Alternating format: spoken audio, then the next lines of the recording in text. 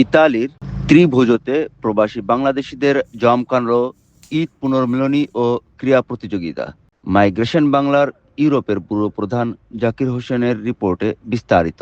ইতালির ত্রিভেজো শহরে বসবাসরত প্রবাসী বাংলাদেশিদের উদ্যোগে উৎসবমুখর পরিবেশে ঈদ পুনর্মিলনী ও ক্রীড়া প্রতিযোগিতা অনুষ্ঠিত হয়েছে।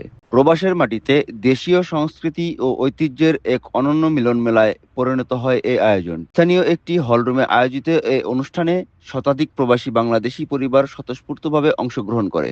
আয়োজক হিসেবে দায়িত্ব পালন করেন মোহাম্মদ সেলিম, তোয়েব আলী, ইমরান হোসেন, মাহবুব আলম কাজল, রাজীব শেখ, সোহেল জাহিদ ও সোয়েব সিকান্দার।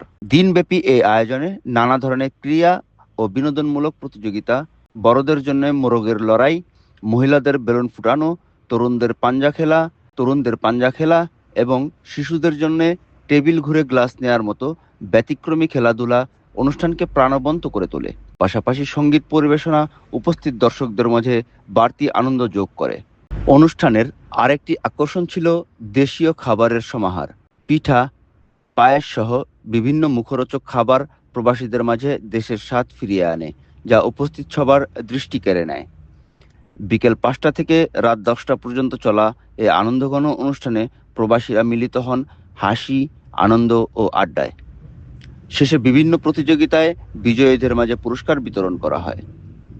পরবর্তীতে নৈশভোজের মাধ্যমে অনুষ্ঠানের সফল সমাপ্তি ঘোষণা করা হয়।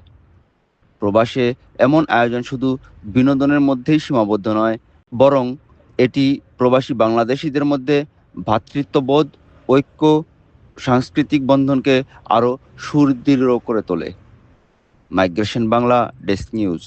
এই যে আনন্দ আমরা যে কোনো সময় উপভোগ করতে পারি, রাইট?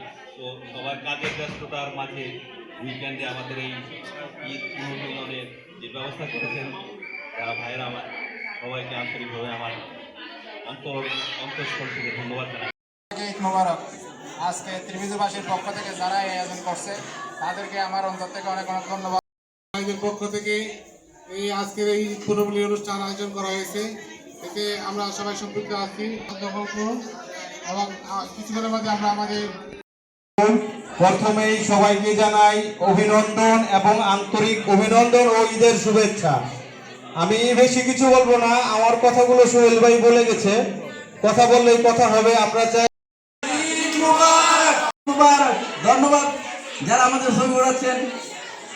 আমরা সৌভাগ্যবান, আমাদের ছবি ঈদ মোবারক আবারও।